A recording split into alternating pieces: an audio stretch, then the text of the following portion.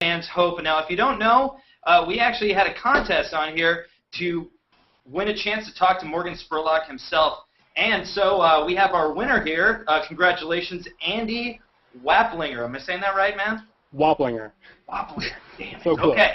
All right. So congratulations. Tell me a little bit about yourself. I'm a student. I'm a senior at Juniata College studying film and photography. I really enjoy narrative, both documentary and fictional. And this past summer, I spent my time in LA working on Showtime's Weeds. Awesome. And how long have you been a Morgan Spurlock fan? I have been a Morgan Spurlock fan, I hope it's not too cliche, but since Super Size Me. For minutes. He's been a fan for minutes. I just heard about this guy. So you actually, part of the contest was you got to invite two of your friends. So why don't you go ahead and sound off, guys. I am Bennett Ray. I also went to Juniata College and screenwriter, aspiring screenwriter, and a good friend of Andy's. Hi, I'm Tim Allman. I also graduated from Juniata, and I work at Penn State as a videographer for the marketing office. Great. Well, congratulations to you guys for being friends with Andy. It's our pleasure. It really is. So, Morgan, welcome to the show. Thank you. I want to go ahead and start off with a question. Now, one of the things people are going to notice when they go to see Comic-Con Episode 4 is that you're not actually in it. Your voice isn't in it. You're not physically there. Now, how did you come to that decision? I decided I finally wanted to make a movie people would like. So first thing I did was cut myself out of it, and the reviews have proven that it works. So no, when we got the idea for the film, which would have been in 2009, I was at Comic-Con in 2009. Had this chance meeting with Stan Lee where he said we should make a movie about Comic-Con, and I was like, yes, we should, Mr. Lee. And a year later, there we were making this film. But from the minute we got the idea, I wanted it to be about the fans. I think Comic-Con is rooted in the fans. I think that comic books have been a success because of fans. These genre movies have been a success because of fans. Video games. So I really wanted to make sure that the story revolved around these people who were really, I think, invested in what Comic-Con stood for. And while I'm a fan and have been my whole life, I didn't want it to be a story about like me coming to Comic-Con to make a film about Comic-Con, and like that was my journey. I thought there were people who would have much more kind of richer, deeper stories that would tell the true story of what Comic-Con is all about. Well, great, and the reviews are all the nerds and geeks that have been watching it are all very excited and very, very thankful to you for making this. So let's actually find out what Andy wants to know, the contest winner. Andy, you got a question for Morgan? Yeah, I was wondering, was there any kind of a moment while you were in the production of this film where something just like totally clicked, like some sort of an aha moment while making the story? I mean, I think while we were shooting the film, there were so many kind of moments where things just worked out in ways that you couldn't really hope for or plan for. I'll tell you one of my favorite moments is we're with Anthony Calderon, our collector, and he's the guy who basically came down to Comic-Con. His whole mission was to get the 18-inch Galactus. That's why he's there. Like he's got his room of doom in his house that's basically like the walls are covered in toys. His wife doesn't really get it, but leaves him alone. And so he's coming there just to get this action figure that you can only get at Comic-Con. This is in 2010. And so he basically got there 2 days early and was camping out outside just so he could be one of the first people in to make sure he would get one of these action figures. And so when they started letting people into Comic-Con, we knew what door he was going to come into. And I knew he told me, he says, listen, I'm going to get in there. People are going to tell me not to run, but I'm going to run. I'm going to run. I'm going to make sure I'm one of the first people in line. And so we put the camera I knew where he'd be running in. There was an aisle that literally went straight up from where the door was. And Fortunato, our DP, was shooting with an SRW 9000, which is a true HD camera that also enables you to overcrank. So basically, you could shoot in digital slow motion. So we basically put it right at the end of that aisle next to one of the big giant concrete columns that's there. So we were hugging that column.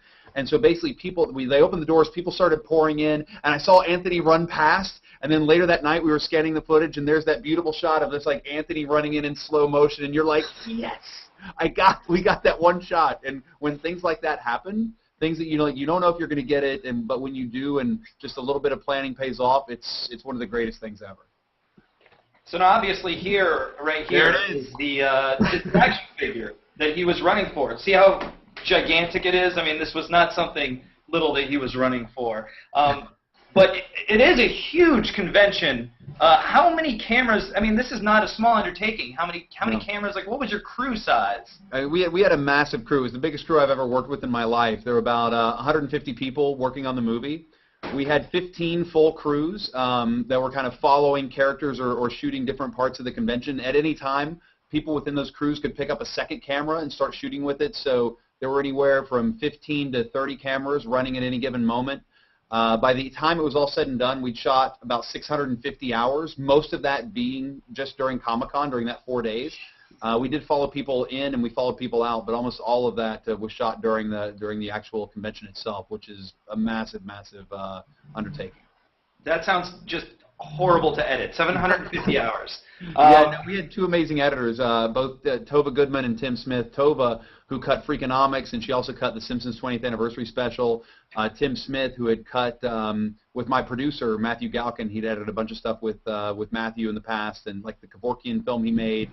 And both our editors, Tova and Tim, are just brilliant. And so they had the task of starting to kind of sift through that mountain of footage. And what we did first was we edited stories about each of our characters. So we took the footage from Chuck, the footage from Holly, the footage from Anthony, footage from Skip, Eric, and we just told each one of their stories in an arc. So we made each one of their stories in one arc. We pulled the best bits from our celebrity psych, the best bits from our fan psych, and then once we had those, we started to kind of weave the story together, kind of put piece the quilt together as we saw fit. And so from there, you start with like a 3-hour cut of the movie, and then you edit that down to like 2.5, down to 2:15 to 2, and until you end up with the 90-minute film that we have. You ever going to release just all the raw footage as like one giant documentary? Yeah, it'll be Morgan Spurlock's "Fuck You" director cut. Digitally remastered. That's right. Listen, I sat and watched when the director's cut of Return of the King came out. The last Lord of the Rings film, which basically had a director's commentary with him and Philippa and Fran. There was a Richard Taylor with the entire effects team. There was the actors. So there were like 3 or 4 different commentaries that were on there. I watched the whole movie and plus there was like another half hour of director footage that was put in there that wasn't in the film. So when that came out, I watched the whole cut through once. I watched the whole cut through a second time with Peter Jackson's commentary. I watched it through a third time with Richard Taylor's commentary. I started watching it the 4th time, and at this point it's going on like hour 15, and I haven't left the house. And my girlfriend is like, "Turn this off and leave. Like, what is wrong with you?" Well, I can't think of anybody better to make the Comic-Con documentary then. Yeah, right, exactly. So Tim, you have a question? Yes, I do. What was it like working with and interviewing big names in the entertainment industry compared to some of your previous films where you interviewed people from the health, politics, and corporations? I mean, it was different just because I'm coming into this and I'm a fan as well. So, to suddenly meet someone like a Guillermo del Toro or Kenneth Branagh or, Olivia Wilde, who's absolutely stunning, when you meet her in person. And it's like you meet these people, and as a fan, you're kind of like, oh, I can't really geek out right now. I actually have to do an interview with you. And there were those moments where it was just hard because you want to gush and be a true fan, but I tried to compose myself and remain professional as much as I could. So which were the first celebrities that you got on board? Oh, that's it. Well, of course, because we already had Stan and Joss producing the movie with us, so we knew we were going to interview them, and we didn't even interview them until almost the end of the whole weekend. But I'm trying to think who were some of the first people. I think Seth Green. We got him early, or we didn't shoot him early, but he committed to doing an interview early. Because as soon as the book came out, because we didn't know who was going to be there until the catalog came out. So then, as soon as the catalog came out, we started chasing everyone we knew was coming to Comic-Con, calling managers, calling agents, calling publicists. And it was just like nonstop on the phones for like weeks and weeks leading up to Comic-Con. And then even when we were there, every day you're like just talking to publicists, trying to get people in for like 15, 20 minutes. But so I think Seth Green was one of the first people to commit. And he was great in it too. So yeah, he's great. He met his wife at Comic-Con. It's amazing. Yeah, he lives there anyway. Yeah, right. He's there right now at the San Diego Convention Center. So Bennett, your turn. Batter up. Yeah, so you mentioned the ridiculous amount of footage that you shot for this movie. I'm wondering Who's the most interesting person who didn't make the final cut that you met? Oh, there were a few people. Like we had an amazing interview with Felicia Day, and Felicia Day didn't make the cut, and I love Felicia Day. Nathan Fillion, another like Nathan Fillion was in the cut literally I think up until like 2 weeks before we were taking the film to Toronto, because he had this great line at the beginning of the film, and then we changed the pacing of the opening where he basically talks about Comic-Con and the anticipation of going to Comic-Con, and Comic-Con is like a gigantic orgasm. And that you're waiting for it all year long, and you get to Comic-Con and it's the release, and it was such a great line. And as we started to repace the beginning, we were like, oh, it doesn't work in the opening of the movie anymore. But his interview was fantastic. We interviewed Jerry Robinson, who created the Joker, who has since passed away. I mean, there were so many great interviews. Yeah, sometimes Comic-Con can be as dirty as an orgasm too. Yeah. Andy, so you have another question? Yeah, I was wondering what was the greatest challenge that you faced when you were creating the story?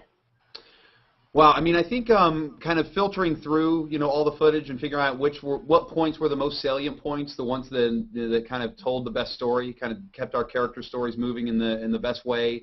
It's hard. You have that much footage, you're having to make hard choices, and especially once you get the cut down to being about 2 hours, or 2.5, because at that point you've really narrowed it down to really great stuff, and so you're having to cut great lines or great scenes, things that just aren't that pertinent at the end of the day for the finished film. That's always difficult, and even when you're on the ground, I mean, when we were there and shooting, there's still things you can't go to. You can't go to everything, and so every day we would have like this war room meeting every morning with our we had a giant pin board where we had cards for every single panel, we had cards for every single autograph session, we had cards for every single character, so we knew where every character was during the entire day, we knew where every other camera was shooting all day, and we would just start to move things around based on cameramen, so the cameraman would know, when they would show up, usually about an hour and a half before the con would open, 2 hours before the con would open, they would kind of see what their day was, where they were starting, where we wanted them to go from there, and we would go over the day with each one of them as the things we wanted them to cover. But there's always stuff you miss. We weren't there when the person got stabbed, so we missed that, and so we decided we shouldn't talk about it. Why talk about something you didn't get on camera? If you didn't see it, it didn't happen. That's the #1 rule of documentary films. They got stabbed with a pencil during a Q&A, right? Yeah, it was. I think it was during like the Resident Evil panel or something. So how did you? You obviously this film is made of testimonials and just some characters that you're following throughout the whole thing. How did you choose which different stories you were going to tell? How did you come about the people too?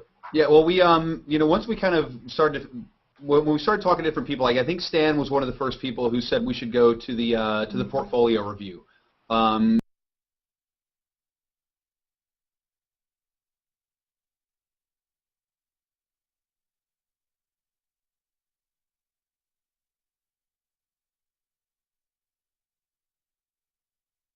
He was one who said you should go check that out. Like there's all these great artists coming there trying to petition that is just as 40 people to compete in the Masquerade. Who was our comic book dealer? Harry had known him.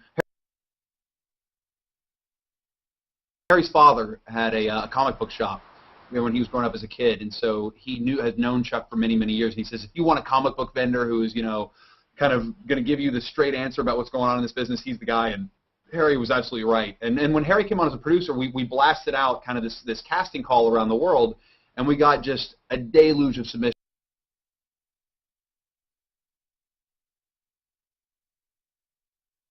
Probably about 2,000 people from around the world, of which we then narrowed that down to a toy collector. We wanted to find some people who had fallen in love because of like their geek passion, so that's where we got James Darling and Say Young. And there were a lot of videos that we got, like a lot of the couples, almost all the couples that are in the movie who kind of talk about their geek love, submitted to be in the film. And so there were people that we decided that we wanted to follow, which were James and Say Young, and people that, as we got submissions, were like, you know what, maybe we don't want to spend the whole day, spend the whole time at Comic-Con with them. We should interview those people on the psych. So a lot of those people got pushed to the white psych interviews.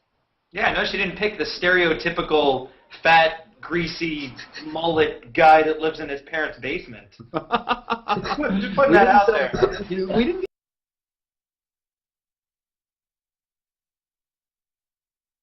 nearly as many of those as submissions as you would think.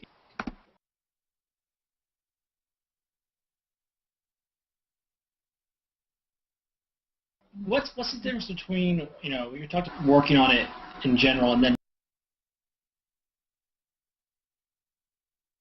releasing a movie like this where your audience... When I put out Greatest Movie,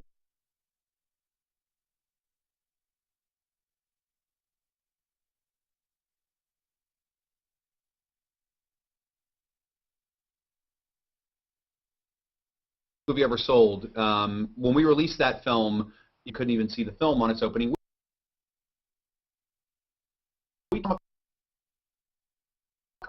We wanted to make sure that the majority of the fans, but at the same time, have it be available video on demand nationwide.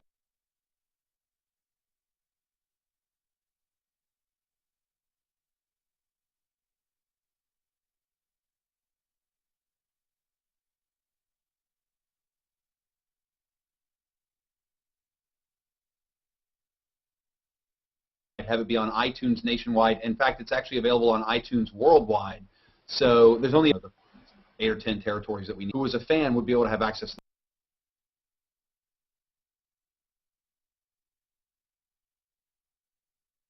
the movie. So that was the biggest thing for me. And so that release strategy worked.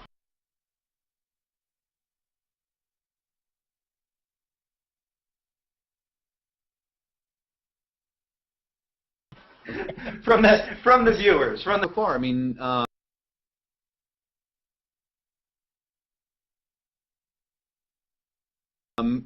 got a great, isn't the film fans want, it's the film that fans deserve. And I was like, that's a great thing. Hold on. I wrote that down. Oh, look at that. I also had that. I was going to try and find a way to put that in there, but now I won't. Yeah, it was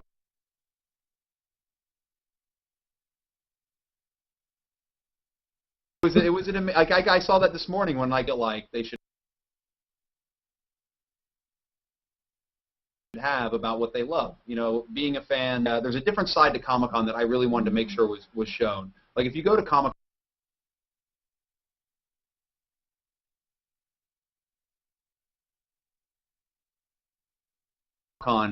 or if you just look at the press coverage of Comic-Con, those in costumes. Like those are the two stories. Then nothing else really gets talked about. And I wanted the film to kind of show that there are deeper stories. There's deeper narratives that happen within Comic-Con. That there is a real soul beyond just freaks in a Batman suit.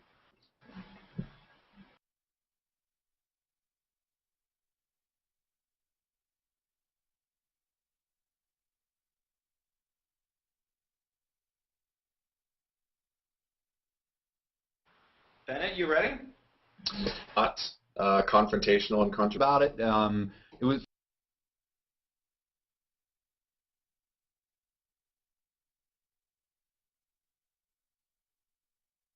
From the minute I was there in 2009 doing the Simpsons special, and we decided to make the first time I went into the con, I was like, this is a movie. Like I was looking around at the characters and the people and the conversations, and for me, I never thought about it as being that different from anything I made. I think if you watch the film, in it.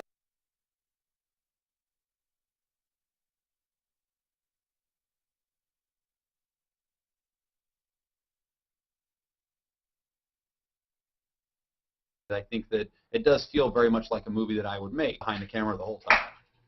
You'd be at Comic-Con this year, Morgan.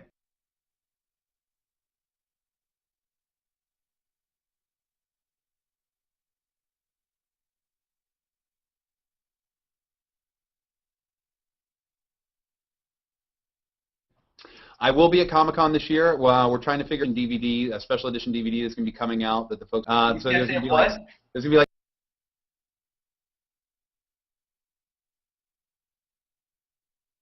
Stan Lee, Joss Whedon action figures, which will be really cool. And then and what we're working for right now is I'm trying to convince the folks at San Diego Comic-Con. I assume.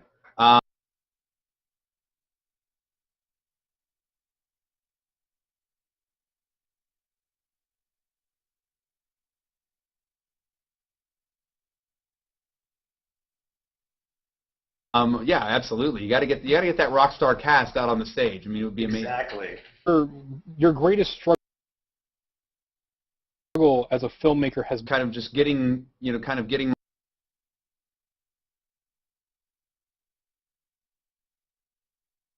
my foot in the door with like my first project. For years I tried, and leading up to us even making that show, this was post 9/11. The production shut down in New York City. To keep my company going, I was basically paying employees with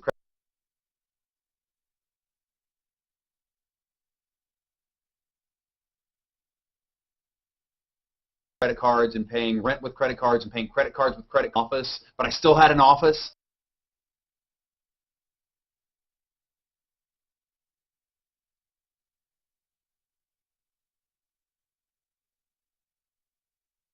So I was like, it's not that bad. I got an office. Come on, it's not that. How bad could this show before they canceled it? And then when we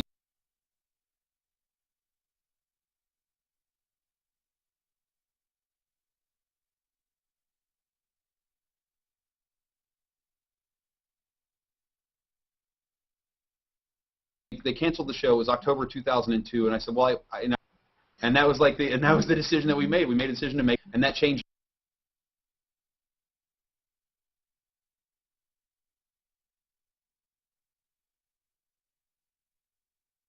everything. So I'd say that in that period, there was a period of about a year and a half, 2 years, where we had people quit. There was mutiny as people were saying, this is going nowhere. I'm quitting. I'm out of here.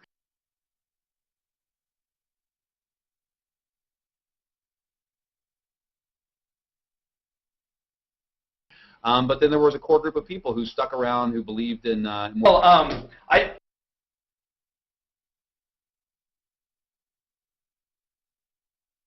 Real quick, I want to. You're really. Why don't you tell us what you're working on right now? I know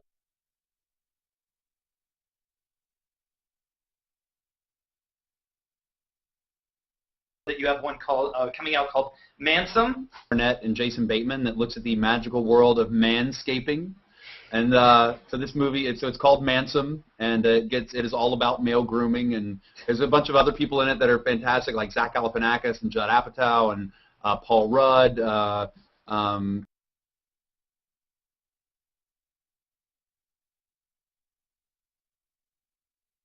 Who else? Scott Ian from called New Britannia. Yeah, there's a show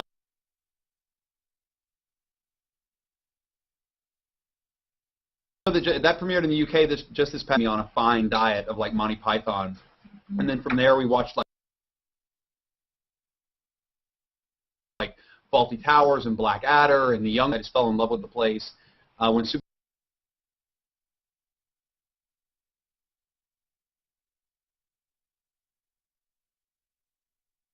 Size Me came out, and we sold it to Channel 4.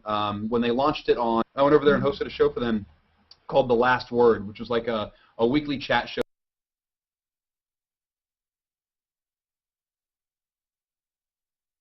Current event show that was a daily, it was a strip, it was every day for a week as well. And so it took about 5 or 6 years until we finally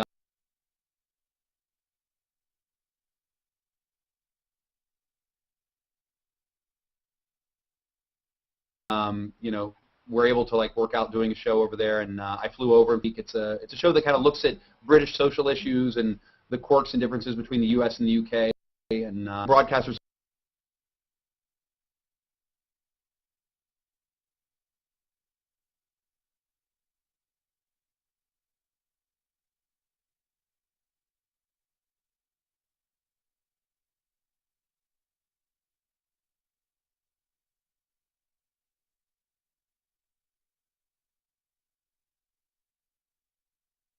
Over here, so somebody will pick it up.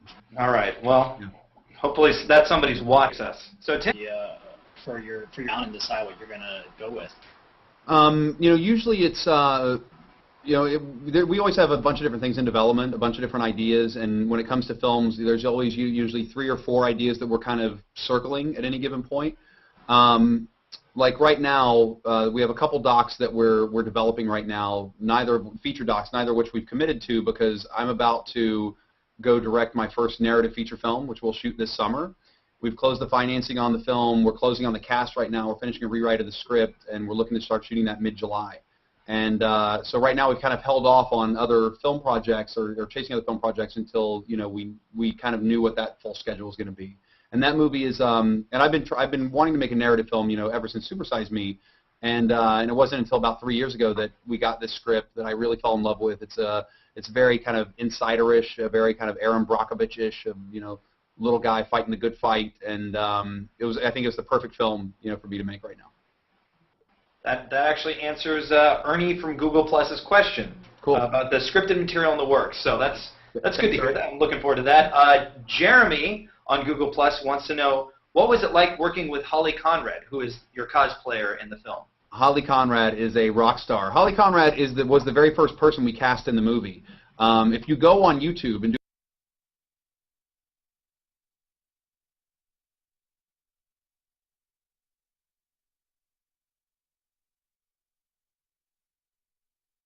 do a search for like Holly Conrad audition video, and Joss, Thomas Tull, and Harry, my producing partners, to watch, and I said, and we kind of used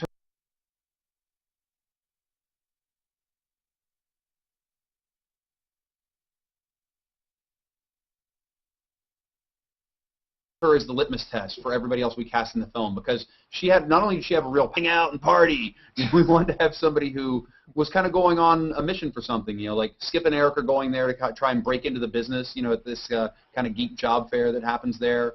You have James Darling and Say Young. James is going there to try and fulfill his love and find himself a wife, as he proposes to her during the Kevin Smith panel. Our collector,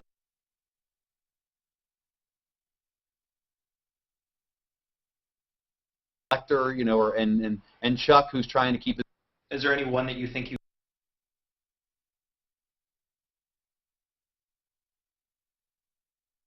missed? No, there was somebody that who they basically mortgaged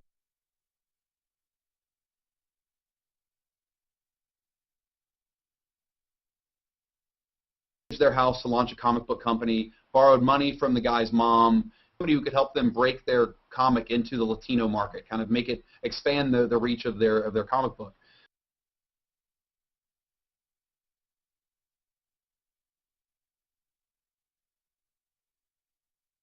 And so this was his passion, like this was his baby, and building up her visa comes,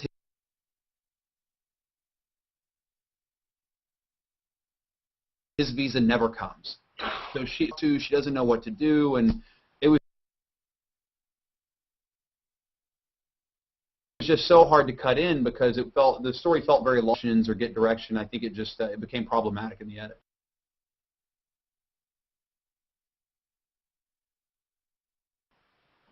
That would have made the story really sad too. Yeah, it was a story to tell. You had to use much more information to convey the story. It was really difficult. And I really wanted to avoid a voiceover on the movie. And had we really put that story in, I think we would have had to.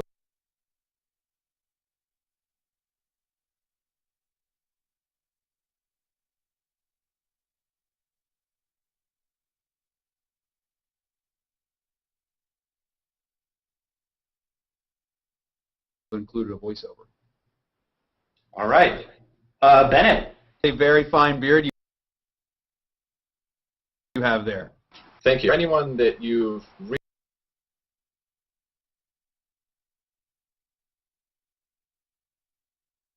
really always wanted to collaborate with that you haven't gotten the chance to yet? Is Steven Spielberg, because he's like the smartest guy in town. I've met so many other people, and I just even get to have a conversation with Steven Spielberg about like making movies and how you do it, how he does it. Would be one of the coolest things I think ever. But I'm trying to think, who would I love to collaborate with? I tell you who I completely fell in love with once I got to hang out with him and talk to him was Guillermo del Toro. He not only is he like one of the most creative people, but he's the most down to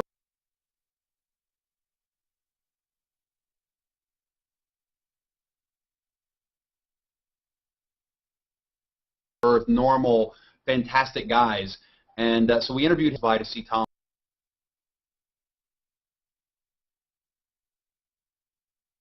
And so Guillermo and I are just sitting in Tom's office, this 80s film directed by Elliot Silverstein, where it was a car that an exact replica of the car that they were going to drive around LA in. And it's this big, crazy silver behemoth that has a horn that's like an air horn that goes, whoa, whoa, whoa, whoa, whoa, whoa, whoa, whoa, whoa, whoa, whoa, whoa, whoa, whoa, whoa. So you'd hear this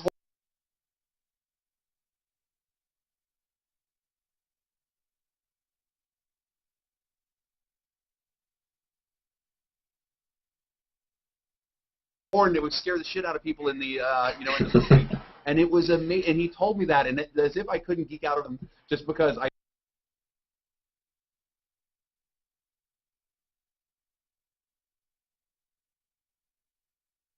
feel like he and I have mutual. Andy should get the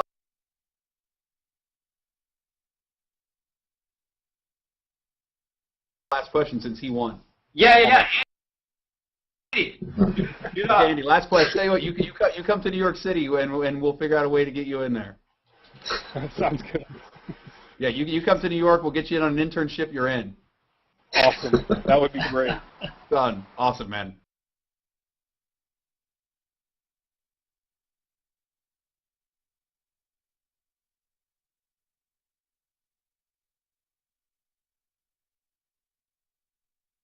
Thank you guys. Thanks for being a part of this. It was really cool. Thank you very much. Yeah, it's out everywhere. Was it iTunes?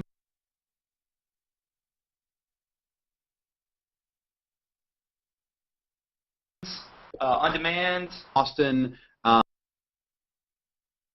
and DC. So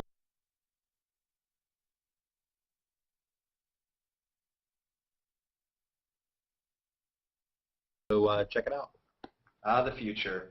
All right, so for doing this. It was really cool. I hope you guys all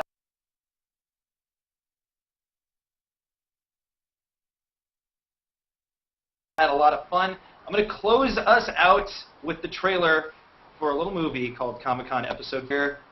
Hold on. This is the future right now. We're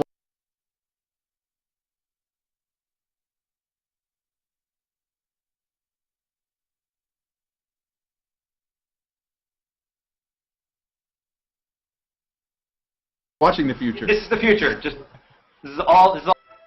You guys see in the trailer?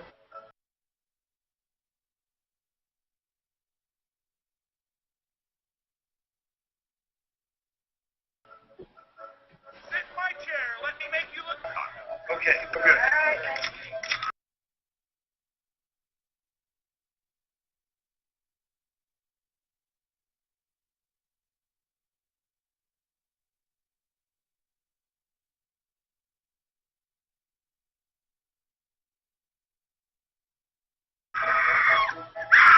Looking at my hotel room window, and I saw 3 Ninja Turtles.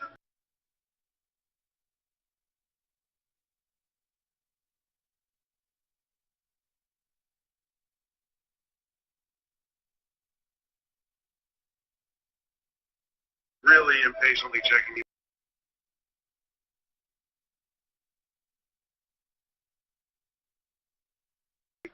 Comic-Con is just leave that.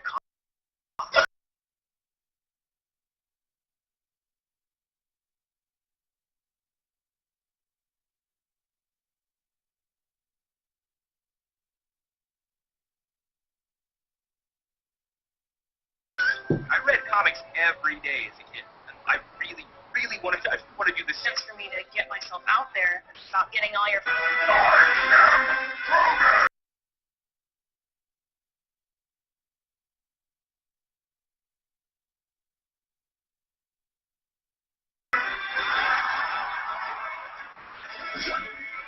Year-old me, like, one day, not only do you go to Comic-Con, you go to Comic-Con every year, so much so that, like, you get greeted by Stan Lee when you show up. You know, and the 11-year-old me would be like, how did we get so fat? I love that I got to stare at you for like the whole end of that trailer. All right, there you go. The orgasm that is Comic-Con. Awesome. Thank you guys. Again.